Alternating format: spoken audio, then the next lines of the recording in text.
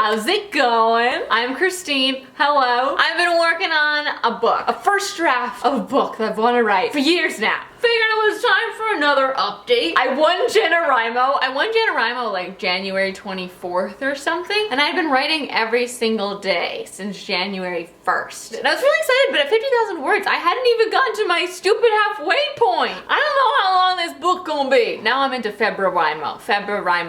The goal is to get another 50,000 words in before the end of February. And now I'm not ahead of the game because in January I took some days where I just was like, but in February I haven't had a day to go. I don't like just being on schedule. Last night when I was like, oh, I'm tired, I looked at the schedule and I hadn't hit my word count yet. And I was like, no, bitch, I'll stay up and get that word count because it's like homework, like I need to win it. So last week in January, I was in Orlando and I couldn't bring myself to stay up to write words when I got back from a day at the park. That's probably a struggle a lot of new writers face, writing outside their writing zone. You get in this schedule of writing within your everyday schedule, maybe in a certain place, and you're always there when you're writing, and then when you go out of that place and you're like on vacation, when does one write? It's hard to make yourself schedule that when you're not at home. Like, I think one night I wrote 3 sentences and then I was like, I'm gonna die. I'm so tired. And then the other nights I was just like,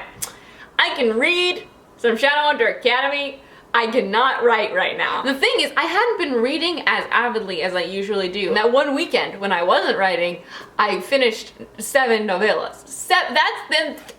That's a lot of story. I read a lot. If you have any tips and tricks to writing outside your zone, and I don't know if there are tips and tricks, I think you just have to do it. Be committed to it. And I guess I wasn't committed enough because I figured I'd already hit my 50,000 words for January, so I could take a break and then work on 50,000 words for February. I got a lot of people asking me about the struggles of feeling like your book is like some other book or like some other movie that's already happened and being discouraged because of that. I don't know if it's because I went to film school and stuff and I went through a lot of screenwriting classes where the teachers would drill over and over again, your story is like another story, but that doesn't mean that you can't write it. It doesn't mean it's not going to be different. And by now I'm really comfortable with that. You can't look at your story like that. Don't compare it to other stories. Unless you're like seriously just copying that story. If it's something in your head that you invented that just happens to be like something else, you write it, it's gonna be different. It's not gonna be exactly the same because that's coming out of your brain and that other story came out of someone entirely different's brain. And my story is a contemporary book.